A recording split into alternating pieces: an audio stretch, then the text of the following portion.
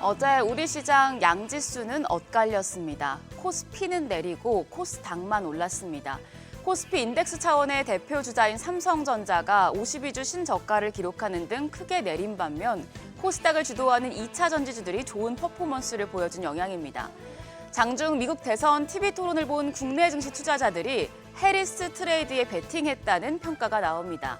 시장의 큰 변수였던 미 대선 TV 토론이 끝났고 간밤 미국의 8월 소비자 물가지수도 공개가 되면서 빅 이벤트들이 하나씩 마무리되고 있는데요. 오늘 시장은 어떨지 어제장 복귀하면서 힌트 잡아가시죠. 어제 시장은 혼조였습니다. 코스피가 0.4% 내려 2,513.37포인트로 7거래일 연속 내렸습니다. 반면 코스닥은 0.46% 상승해 709.42포인트였습니다. 코스닥 지수가 반등하긴 했지만 단기적으로는 과매도권이 지속되면서 양시장 거래 대금은 연초 이후에 최저치를 기록했습니다. 수급 마감 상황입니다. 외국인의 셀코리아가 언제쯤 끝이 날까요? 어제도 외국인은 유가 증권시장에서 매도 폭탄을 던졌습니다. 1조 433억 원 순매도하면서 7거래일 연속 팔자 포지션을 취했습니다. 미국 대선 TV 토론 중에 한 번, 토론이 끝나고 한 번 크게 매도 물량이 늘어나면서 지수를 끌어내렸고요. 반면에 기관이 366억 원 순매수했고 개인도 9,054억 원 사자세를 기록했습니다.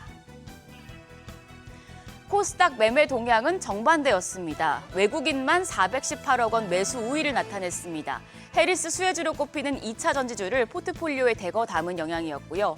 반면에 기관이 251억 원 순매도 기록했고 개인도 143억 원 팔자 포지션 취했습니다. 시가총액 상위 종목 마감가 확인하시죠. 유가 증권시장에서는 시가총액 1, 2위 희비가 엇갈렸습니다. 대표 주자인 삼성전자는 또 52주 신저가를 기록했습니다. 1.96% 내려 64,900원. 10만 전자를 기다려온 투자자들의 기대가 무삭하게 7거래일 연속 내렸습니다. 반면 2인 SK하이닉스는 1.09% 반등해 15만 7,200원이었습니다. 데이터 센터용 고성능 솔리드 스테이트 드라이브 SSD를 개발했다는 소식이 호재로 작용된 것으로 풀이됩니다. 간밤에 엔비디아가 급등을 해서 오늘 반도체 업종 좋은 흐름 보일 것으로 예상이 됩니다만 삼성전자는 해외 일부 사업 직원을 최대 30% 감원한다는 외신 보도가 있어 불안한데요. 엔비디아가 삼성전자 파운드리 이용 가능성 언급에 따른 긍정적인 효과가 클지 아니면 감원 이슈의 부정적인 영향이 클지 따져보셔야겠습니다. 한편 2차 전지 대표주들이 강했습니다. LG에너지솔루션이 5.14% 급등했고 포스코홀딩스도 3.3% 뛰어 시가총액 10위 자리에 다시 진입했습니다.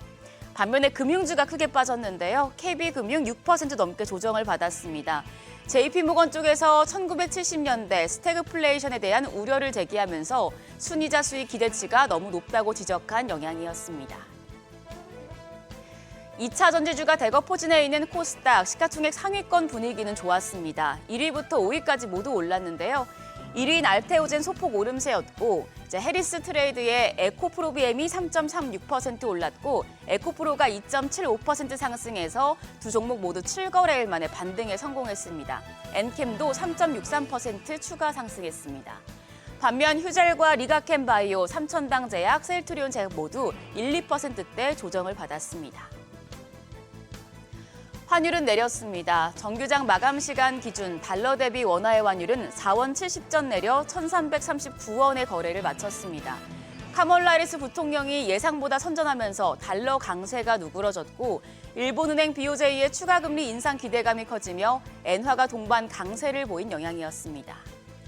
이후에 환율은 CPI 발표 때 잠시 1,340원 선을 넘어섰다가 역외 환율은 다시 1,339원 선으로 돌아왔는데요. 오늘 외환 시장 1,390원 선에서 출발할 가능성이 크겠습니다. 어젯밤에 미국의 8월 소비자 물가지수 CPI 발표 이후에 미국의 금리 인하 B컷 기대감은 더 옅어졌습니다. 다만 B컷이든 베이비컷이든 금리 인하가 사실상 기정사실화되고 있어 증권가에서는 금리 인하 수혜를 보는 바이오 쪽에 대한 관심을 유지해야 한다는 분석이 많습니다. 특히 현지 시간 9일 생물보안법이 미국 하원을 통과한 이후에 국내 바이오 의약품 위탁 생산 개발, CDMO 기업이 수혜를 입을 것이란 전망이 나옵니다. 이제 생물보안법은 상원 본회의에 결의가 되고 만약 상원과 하원이 다르게 결의가 된다면 양원 본회의에서 결의가 된 뒤에 대통령 서명으로 진행될 예정입니다. 이 법안은 약 8년 동안의 유예 기간을 가지기 때문에 국내 CDMO 기업들에게 중장기적인 관점의 수혜가 기대된다고 하는데요. 하나증권은 삼성 바이오로직스와 셀트리온을 탑픽으로 꼽았습니다. 삼성 바이오로직스는 위탁 생산 물량이 아직 10% 정도에 불과하지만 CDMO 사업에 소비자를 묶어두면서 장기적으로 위탁 생산 매출 성장이 이어질 것이라며 목표 주가 105만 원을 제시했고요. 셀트리온은 경영계 공시를 통해 CDMO 사업 진출 계획을 밝혔다며 25만 원까지 갈 수 있다고 내다봤습니다. 바이오 업종은 변동성이 크지만 그래도 CDMO 기업들은 생물보안법이라는 확실한 모멘텀이 있으므로 금리 인하 상승폭 등에 일희일비하지 마시고 길게 보고 접근하셔야겠습니다. 오늘 장에 영향을 줄 이슈도 체크하시죠. 오늘은 선물 옵션 동시 만기일입니다. 수급적인 변동성이 있겠습니다. 어제 시간의 거래에서는 역시 해리스 관련주가 강했습니다. 해리스 정책 수혜주로 꼽히는 신재생 에너지 쪽, 대명에너지와 S에너지, HD현대에너지솔루션 등이 상승했는데요. 오늘 장까지 이런 흐름 이어질지 지켜보시죠. 반반 미증시는 CPI 발표 이후에 투심이 약화되긴 했지만 엔비디아가 급등하면서 장중에 크게 말아 올렸는데요. 최근 지지부진한 반도체주가 힘을 이어받을 수 있을지 확인이 필요합니다. 삼성전자 관련 이슈가 많으므로 체크하시면서 가격 메리트가 확실히 존재하는 업종과 테마 종목들 한 번씩 확인하시는 것도 나쁘지 않겠습니다. 지금까지 어제장 오늘장이었습니다.